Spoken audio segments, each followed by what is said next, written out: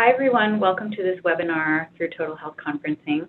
Today we'll be talking about new and supporting data for optimizing the therapy in HER2-positive breast cancer. My name is Irene Kang and I'm a medical oncologist specializing in breast cancer at the University of Southern California's Norris Comprehensive Cancer Center. I'm joined today by my colleague Chuck Vogel. Hi, I'm Chuck Vogel. I'm a breast medical oncologist at Baptist Health South in Miami, Florida. Wonderful. Thank you, Dr. Vogel. We'll first start the talk to focus on treatment and advances in the management of HER2-positive metastatic breast cancer. First, I'd like to highlight the dramatic improvements in outcomes over time with advances in HER2-directed therapies. As you can see in this timeline, overall, the treatment advances that have been made. And we'll start with Trastuzumab, which was approved by the FDA in 1998 for the treatment of metastatic breast cancer. In a study published by Slayman et al. In 2001, Trastuzumab added to first-line chemotherapy in patients with metastatic breast cancer that was HER2 positive resulted in improved progression-free survival as well as overall survival. To benchmark our starting point here, we see that overall survival was 25 months in the Trastuzumab-treated arm compared to 20 months in the chemotherapy alone arm. Following subsequent improvements in therapy, most recently we have the CLEOPATRA study to guide our first-line therapy. In this study, patients were treated with docetaxel chemotherapy and either randomized to Trastuzumab with Pertuzumab, a second monoclonal antibody, versus Trastuzumab and the placebo.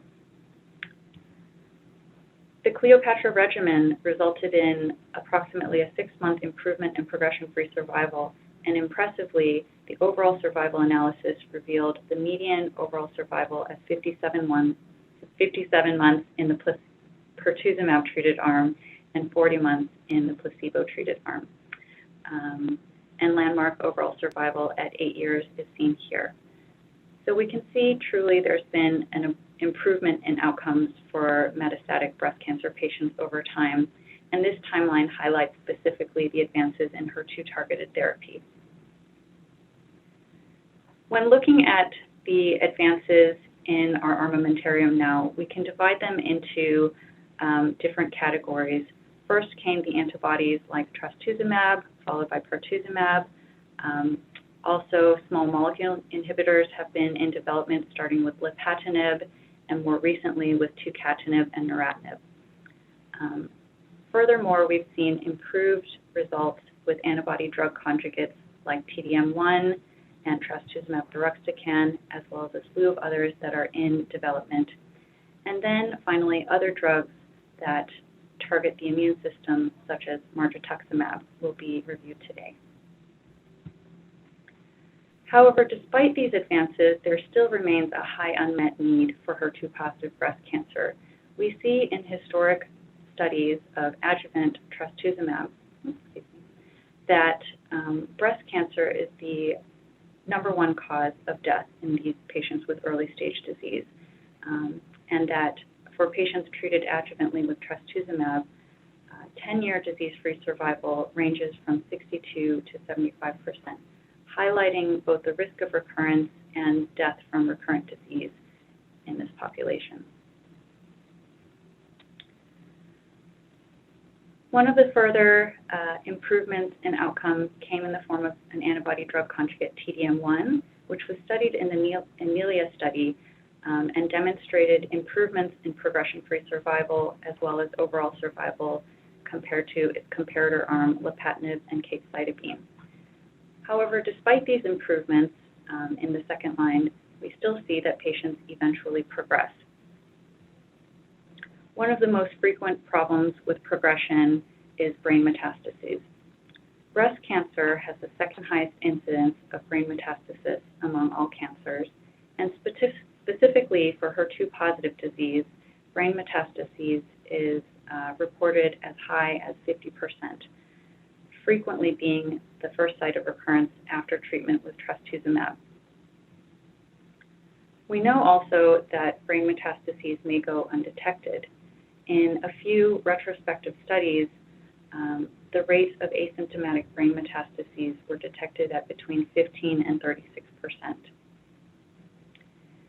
And finally, we also understand that monoclonal antibodies may do little to prevent against CNS recurrence, at least in the early stage setting.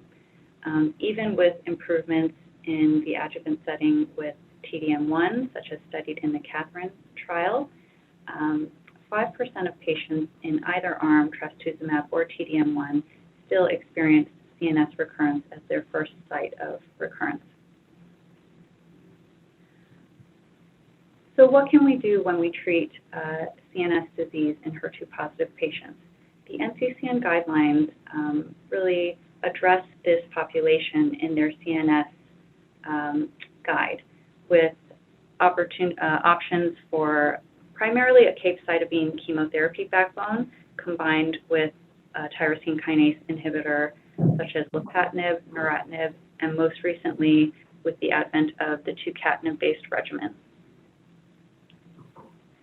So we'll focus on this tucatinib-based regimen first as an exciting new therapy option that came to us in 2020. A brief background about tucatinib: it is a HER2 selective tyrosine kinase inhibitor.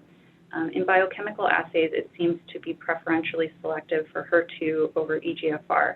This is in contrast to its cousins, Lapatinib and Neratinib, which seem to inhibit EGFR and HER2 with similar potency and may result in a different side effect profile. In the pivotal HER2CLIMB study, patients with advanced HER2-positive breast cancer that had progressed on prior Pertuzumab, Trastuzumab, and TDM1 were randomized in a 2-to-1 fashion to the study regimen tucatinib plus capecitabine and Trastuzumab versus capecitabine and Trastuzumab plus placebo. Interestingly, patients with and without brain metastases were allowed to enroll on this study, and the primary endpoint was progression-free survival in all patients. Some important patient characteristics to note about this study is that the majority of patients had visceral metastases, and about half of patients had brain metastases. Of these patients, 60% had active brain metastases, defined as untreated previously or treated but now progressing. The progression-free survival in the overall population was improved by about 2 months with a hazard ratio of 0.54, and overall survival was also similarly improved with a hazard ratio of 0.66. Both of these achieved statistical significance and thus garnered FDA approval for tucatinib in the metastatic setting, including patients with brain metastases who have received 1 or more prior lines of therapy. The disease control rate in this study was 92% in the tucatinib arm and 85% in the placebo arm, and the confirmed objective response rate was an impressive 40% compared to 22% in the placebo arm. This did also achieve statistical significance. Risk of death was further reduced by 40% in the tucatinib arm for patients who achieved stable disease as best response. Similarly, risk of progression or death in patients without brain metastases was reduced by 43% in the total population, and median PFS in this group was 9.6 months versus 6.8. Provocatively and really fantastically, for patients with brain metastases, historically the prognosis is very poor. In the HER2CLIMB study, patients with brain metastases benefited from a similar reduction in risk of progression or death. Hazard ratio was 0.45, and median progression-free survival was 7.5 months in the tucatinib-treated arm compared to 4.1 months with placebo. Overall survival was also improved in patients with brain metastases, the hazard ratio being 0.58% in this population, resulting in a reduction in risk of death by 42%. Furthermore, time to new brain lesions or death was extended in the tucatinib-treated arm. the hazard ratio being 0.52 and achieving statistical significance. This really highlights tucatinib's role in treating patients with brain metastases and also preventing subsequent progression. We'll now switch gears and talk about trastuzumab deruxtecan. This is a novel antibody-drug conjugate composed of 3 components, essentially an antibody very similar to trastuzumab, covalently linked to a high-potency payload of a topoisomerase I inhibitor and a tetrapeptide-based cleavable linker. Some interesting attributes to compare to TDM1 include an improved drug-antibody ratio and a membrane-permeable payload. The DESTINY-Breast01 phase 2 trial was a single-arm study of trastuzumab deruxtecan in patients with advanced metastatic HER2-positive breast cancer and prior TDM1. Primary endpoint in the study was overall response rate. Some important patient characteristics to call out in this study is that these patients were heavily pretreated, with the median prior lines of treatment being 6, and 90% of patients having visceral disease.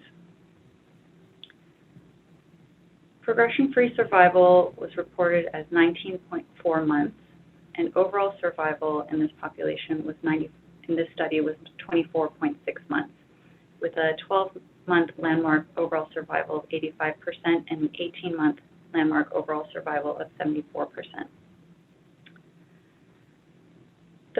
The objective response rate in the study population was 60.9%, and when we call out looking at just the group with CNS disease, encouragingly, the response rate was a very similar 58.3%.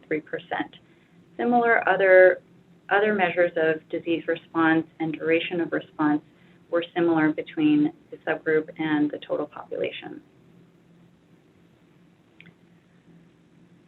And with an impressive response rate of 61% at the June 2020 data cutoff date in this study population and a duration of response median 20.8 months, this drug was approved with the indication for metastatic HER2-positive breast cancer with 2 or more prior treatments. Next, we'll move on to neratinib. As mentioned previously, neratinib is a tyrosine kinase inhibitor. It demonstrates irreversible binding for HER2 as well as EGFR and HER4. And in the phase 3 registration study, NALA, this drug was studied in combination with capecitabine in the metastatic setting for patients received 2 or more prior lines. The comparator arm here was lapatinib with a higher dose of capecitabine compared to the treatment arms of neratinib and capecitabine. And the co-primary endpoints were progression-free survival and overall survival. Of note, a study done prior to NALA, TBCRC022, was a phase 2 study and reported a 49% CNS response rate with the neratinib-treated group. In the NALA study, centrally confirmed progression-free survival was improved in the neratinib-treated arm with a hazard ratio of 0.76 and achieving statistical significance. Other numeric improvements were seen in objective response rate, clinical benefit rate, and median duration of response.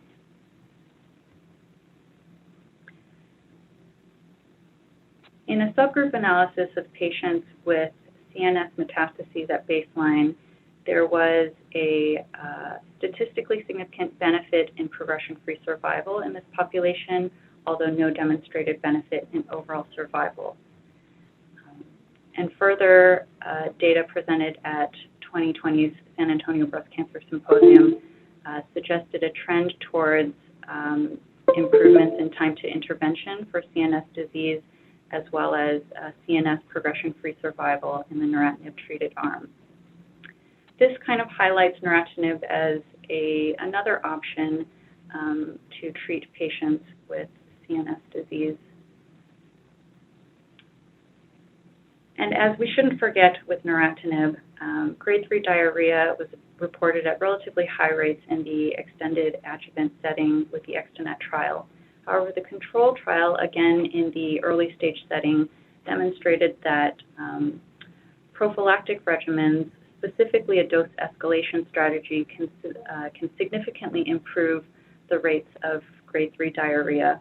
We also see in the control trial that rates of discontinuation due to diarrhea tend to happen very early in the course of therapy, and really the rates of discontinuation fall significantly subsequent to the first month.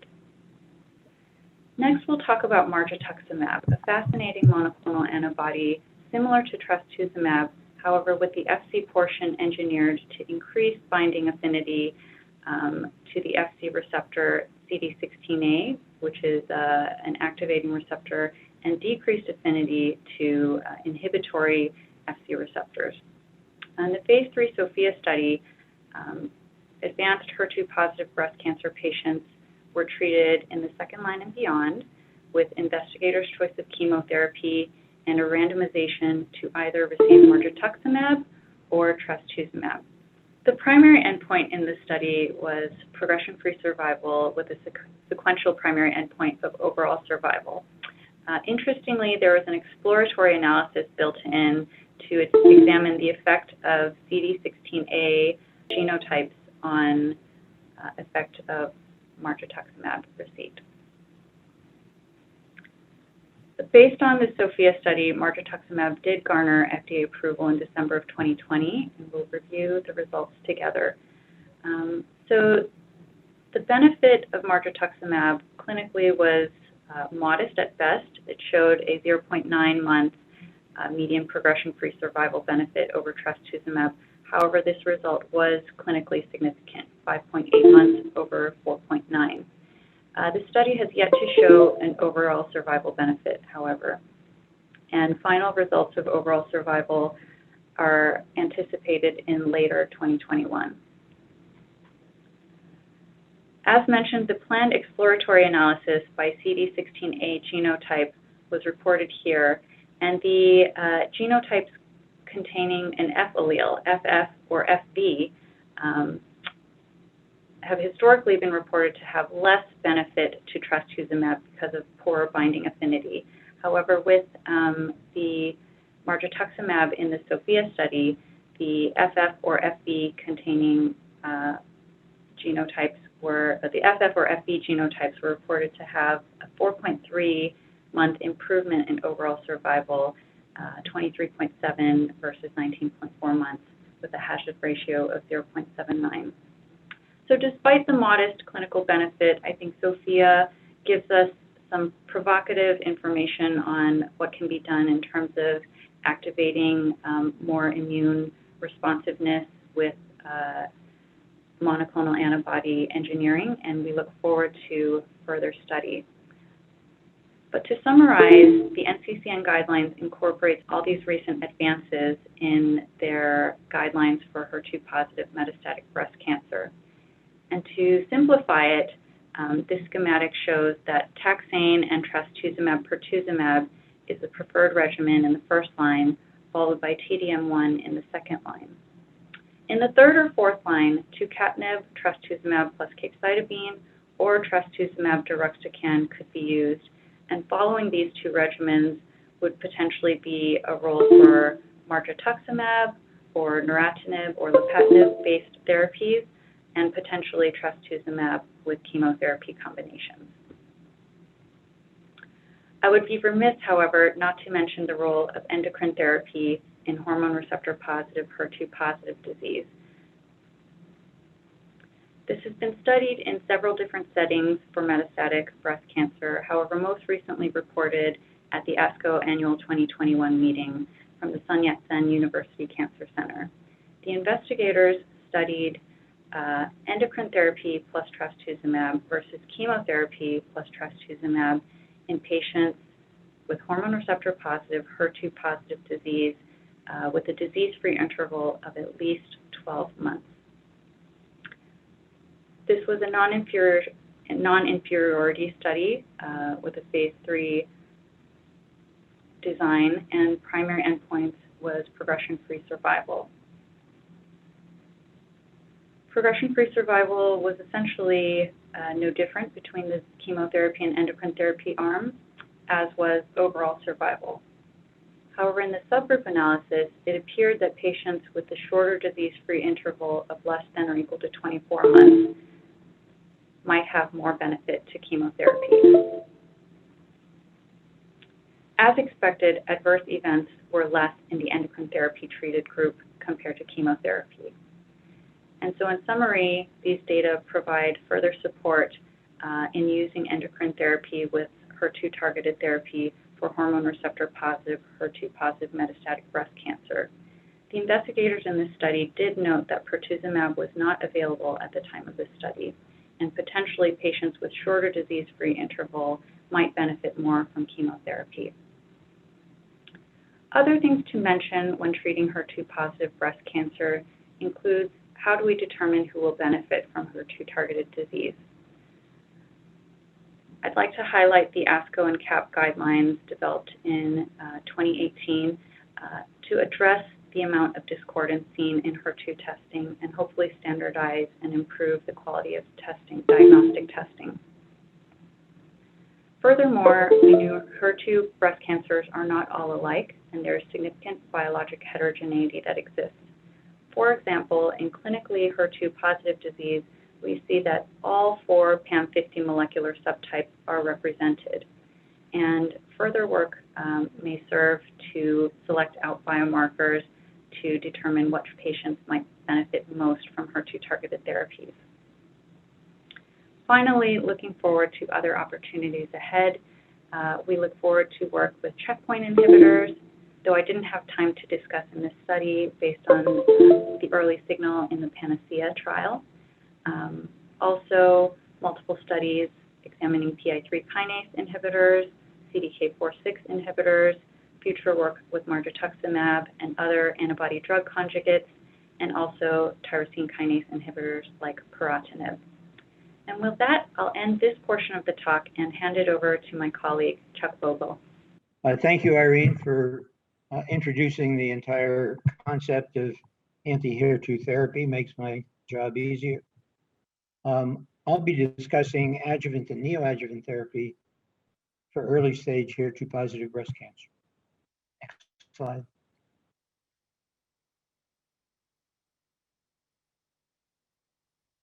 These studies were the very first adjuvant trials. We'll start with the HERA, which was outside of the United States, and patients were allowed to have different types of chemotherapy and were then randomized to the sequential use of Herceptin for either 1 or 2 years. I won't go through data except to say that 2 years was not found to be superior to 1 year. The major and first trial presented was a combined analysis of the NSABP and the NCCTG trials because they both shared similar schema.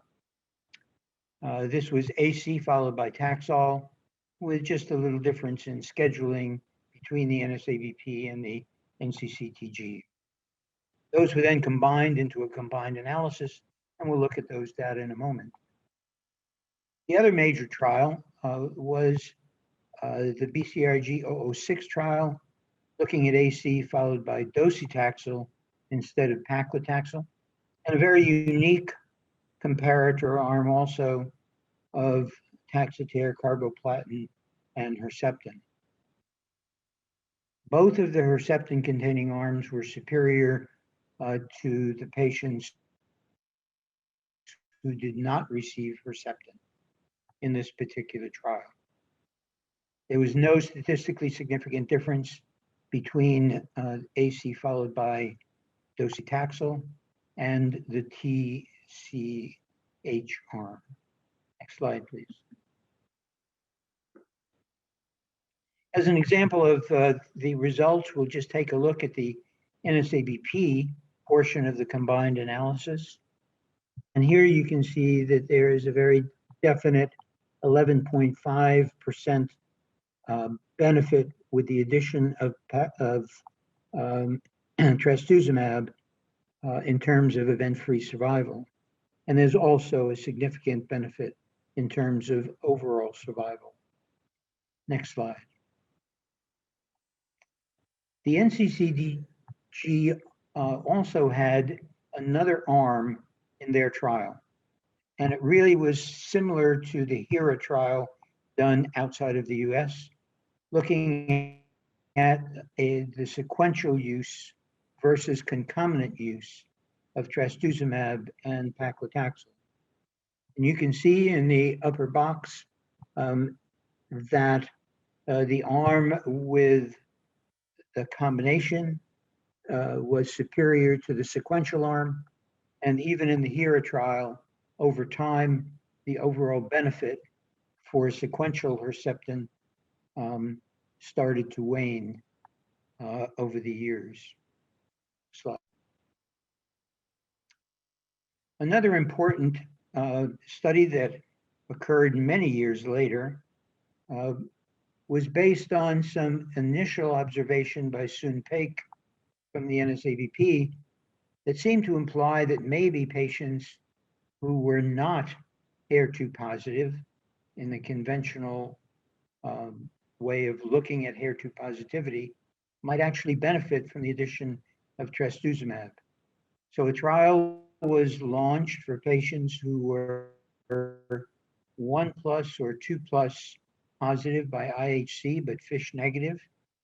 And there was a randomization to Trastuzumab or no Trastuzumab with chemotherapy. And you can see here that there is absolutely no benefit to the addition of Trastuzumab in patients who were HER2 low in this trial. Next slide, please. Neoadjuvant therapy has become a critically important part of the management of early stage breast cancer. And so we'll take some time looking at the underpinnings of why that is so. Next slide. First of all, pathologic complete response is an important predictor of long-term outcomes in aggressive tumor subtypes. This is not just HER2, but we have triple negative breast cancer in these slides. And there are two studies, one by Esserman, one by Cortazar. And what you can see on the left-hand side are studies by Esserman, taking a look at the recurrence-free survival with pathologic complete response in the yellow and non-pathologic complete response in the blue, showing that recurrence-free survival was significantly improved for the patients with PCR. The same holds for the Cortazar study, with the PCR group in red and the non-PCR group in blue, showing a very definite improvement in event-free survival in this particular study for patients achieving a pathologic complete response. Next slide.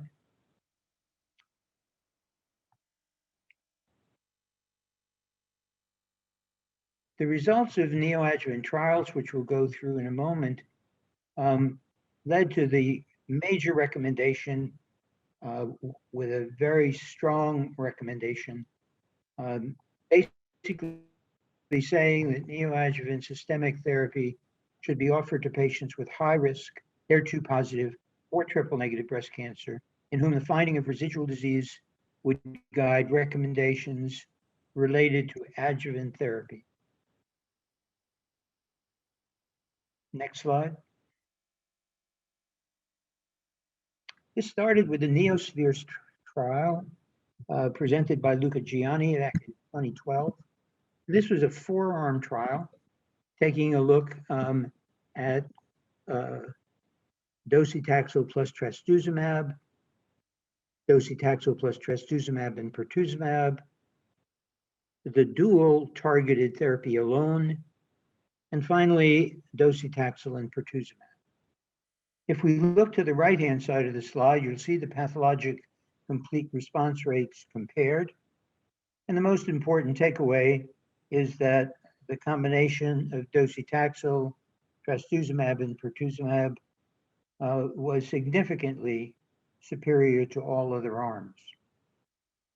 On the other hand, a very interesting sidelight is the fact that the dual blockade without any chemotherapy at all actually gave a close to 17% pathologic complete response rate, indicating that if we knew how to choose them, there is a subset of patients who can achieve pathologic complete response even without the use of cytotoxic chemotherapy. Another important point here was that there were fewer pathologic complete responses in the hormone receptor positive patients across all those four subsets, with 26% PCR in hormone receptor positive patients and 63% in patients who were hormone receptor negative. Next slide, please. The pathologic complete response rate also translated into progression-free survival advantages and overall survival advantages, with, again, Group B, docetaxel, Trastuzumab, and Pertuzumab coming out ahead at 86% progression-free survival and 84% in overall survival. Again, patients achieving the pathologic complete response had longer progression-free survival versus the non-PCR patients, 85% for PCR versus 76% for non-PCR, hazard ratio of 0.54. Next slide, please. Another important historical landmark study was Trifina. And here, anthracycline-based chemotherapy with FEC followed by docetaxel with Herceptin and Perjeta were compared against TCHP, a non-anthracycline containing combination. And if you look at the bottom of the slide, you'll see that certainly the TCHP arm was certainly not less effective than the others. And that led to what appeared to be an East versus West dichotomy, with physicians on the East Coast preferring anthracycline-based therapies and on the West Coast preferring the TCHP regimen. Next slide, please. So what about the role of anthracyclines in HER2 positive early breast cancer? And here the TRAIN2 trial, I think, became very important. Next slide.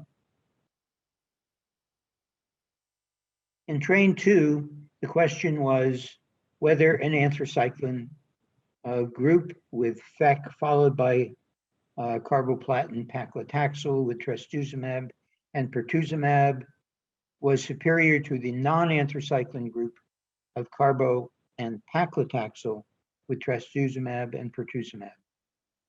Next slide. On the left, you'll see that there's absolutely no difference. It didn't seem that the anthracyclines really were needed in order to achieve pathologic complete response. And I think this was the first time that I started to hear people on the, maybe we don't need anthracyclines. Next slide, please. The next few slides will take a look at recent adjuvant approvals. First, the affinity trial for Pertuzumab, then Catherine for TDM1, then Extranet for neratinib. Next slide. The affinity trial was an adjuvant trial, and patients were treated with either chemotherapy with Trastuzumab and Pertuzumab, or chemotherapy with Trastuzumab plus placebo. Primary endpoint was disease-free survival. And later on, there was a protocol amendment to increase the lymph node positive cohort that was done after trial initiation. Next slide. At 3 years, the results were underwhelming. And at 6 years, the benefit was still not striking, but statistically significant. And there was an improvement, 2.5%, with the addition of Pertuzumab to Trastuzumab with chemotherapy in the adjuvant setting. Next slide. There were differences based on lymph node positivity or negativity, hence the increase in the lymph node positive subgroup in terms of accrual. And here you see that the benefit almost exclusively is for patients with lymph node positive disease. Next slide, please. Early on in the study, if you look at 3 years, there seemed to be a difference between the hormone receptor negative subgroup on the left and the hormone receptor positive subgroup on the right. However, by 6 years, that disappeared, and there was a benefit seen in both hormone receptor negative and hormone receptor positive subgroups in the affinity trial. Next slide. Interestingly, Pertuzumab reduced distant recurrence modestly, but there was no effect at all on CNS recurrence rates. Next slide.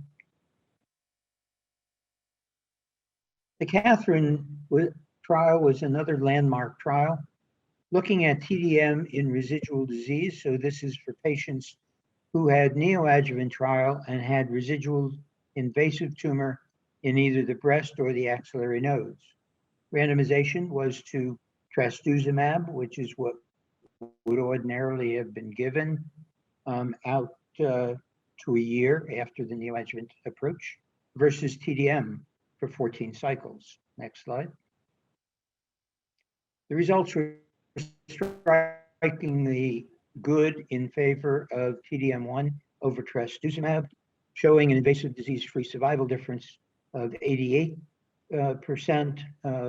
for TDM1, 77% for Trastuzumab. Next slide. There was some difference in CNS recurrences, and there was a higher incidence of CNS recurrences in the TDM1 arm, and a longer median time to CNS recurrence.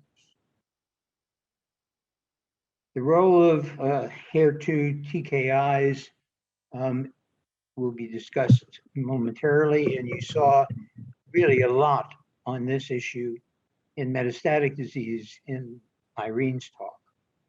Next slide. Moving on from Catherine, the Compass HER2 trials are now ongoing and looking at the question of de-escalation or escalation in HER2 positive breast cancer. Next slide. This very complex slide can be summarized pretty easily. Basically, all patients would get neoadjuvant paclitaxel or docetaxel with Trastuzumab and Pertuzumab, and they would either achieve a pathologic complete response or not. And for those who achieve a pathologic complete response in the red box, basically they would just complete 1 year of Trastuzumab and Pertuzumab with radiation and endocrine therapy if appropriate. Next slide. And if they did not achieve a pathologic complete response, they would be eligible to be randomized to either TDM1 plus placebo or TDM1 plus tucatinib, based on the very exciting results that Irene summarized for you previously. Next slide, please. Trastuzumab deruxtecan is also a very important new drug. And there is a clinical trial to take a look at whether or not we can improve on the results of Catherine. And so the Trastuzumab deruxtecan is compared with TDM1 in this clinical trial, and that is ongoing. There's also some exciting potential in the HER2 low setting with the deruxtecan in earlier trials. So what about HER2-directed tyrosine kinase inhibitors in the adjuvant setting? Next slide, please.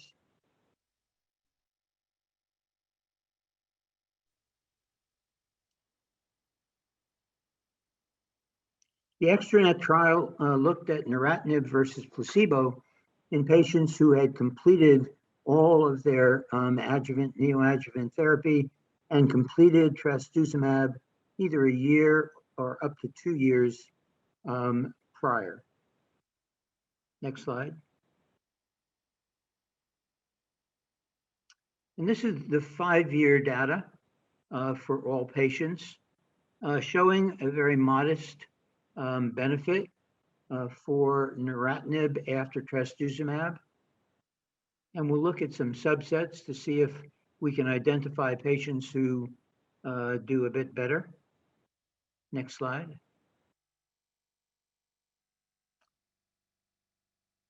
Hormone receptor positive patients are the patients that actually benefit from the use of neratinib with no significant improvement in the hormone receptor negative subsets.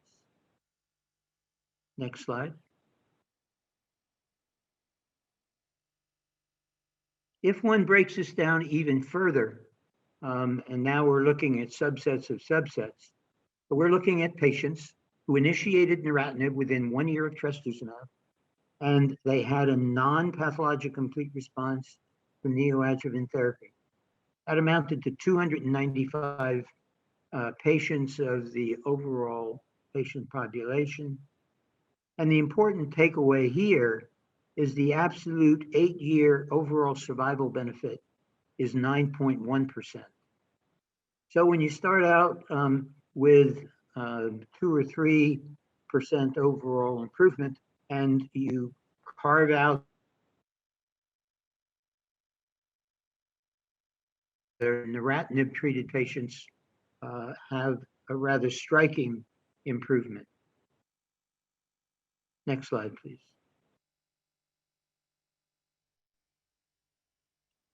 In this particular slide, which is too busy, there are only 2 points to make. The first is that patients who received neratinib had fewer central nervous system relapses, and there were no new safety signals.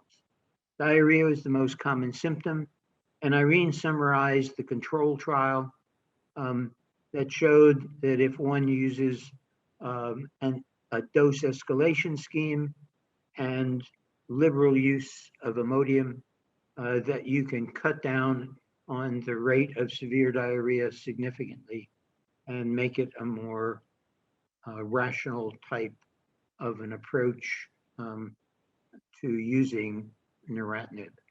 Next slide, please. So when would one consider adjuvant pertuzumab and neratinib? For pertuzumab, patients who have T2 or node-positive disease, the standard of care is to incorporate pertuzumab into neoadjuvant therapy. For patients who are node-positive, patients who are either hormone receptor positive or negative, which is different from the earlier parts of the earlier follow-up times in that study, but with longer follow-up, the benefit is positive in both. But so far, there are no data as to the role of continuing pertuzumab post-neoadjuvant therapy, either PCR versus non-PCR. Next slide. So what about adjuvant neratinib? Likely the hormone receptor positive, lymph node positive tumors, and those who are non-pathologic complete response post neoadjuvant therapy should be considered. The aim is to start therapy less than 1 year post trastuzumab completion. The role after TDM1 and Pertuzumab is unclear because this study was started way before there was more routine use of those drugs. There's an exciting potential role in CNS relapse rate reduction, and extra care has got to be taken with diarrhea management, as I just mentioned, and as Irene reviewed for you previously. Finally, we're going to take a look at patients who have smaller lymph node negative tumors and stage 1 disease. It came from Dana-Farber. This was a phase 2 trial in 406 patients and was practice changing, even as a phase 2 trial. Patients were given paclitaxel and trastuzumab for just 12 weeks, and that was it. In that trial, the 4-year distant recurrence rate was 1%. The 97.5% of patients were without relapse. These are pretty striking results. And if you look at the results by hormone receptor negativity and positivity, there's a receptor positive. Next slide.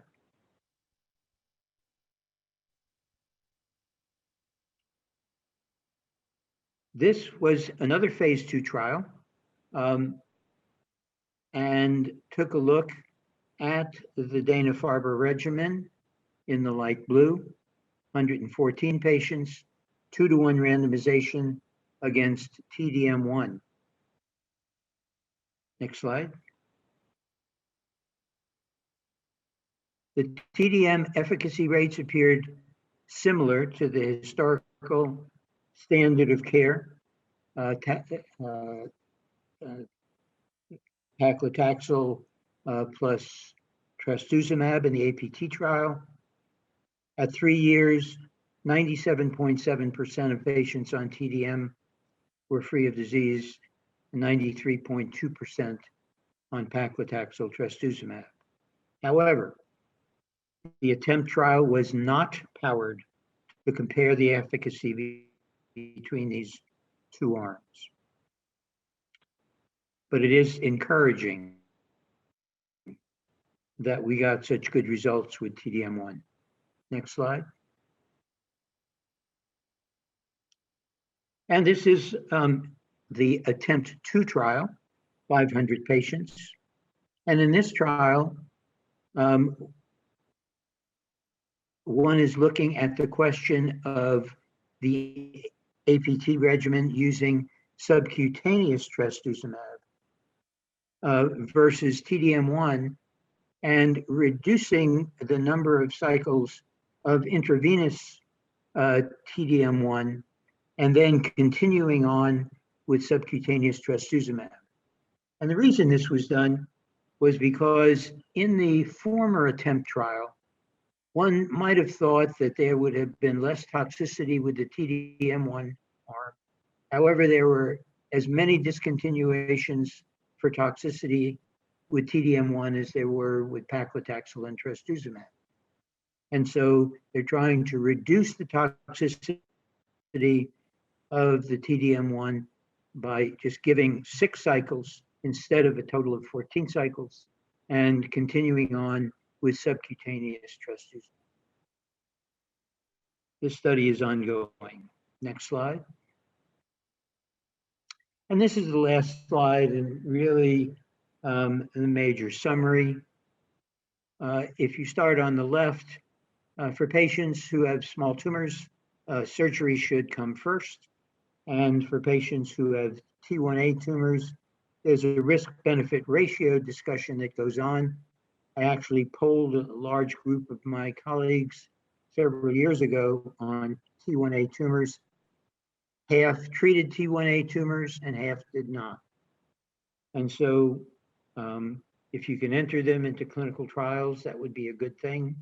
Otherwise, it's a big, long set of discussions. For patients who are T1C up to T2, trastuzumab-based therapy with either Taxol and Herceptin, or paclitaxel, or docetaxel, carboplatin, and Herceptin could be considered. And for patients with node-positive disease, TCHP is generally the preferred treatment, with a consideration of discussing neratinib. And moving on to the high-risk tumors, neoadjuvant chemotherapy with dual anti-HER2 therapy is important. If patients have no residual disease, they will just continue on with trastuzumab and pertuzumab, with a discussion of neratinib for patients who are hormone receptor positive. For patients with residual invasive disease, they should go on to TDM1 or a clinical trial, which in this case would be TDM1 versus trastuzumab deruxtecan. I can't ever pronounce it. Whatever it is,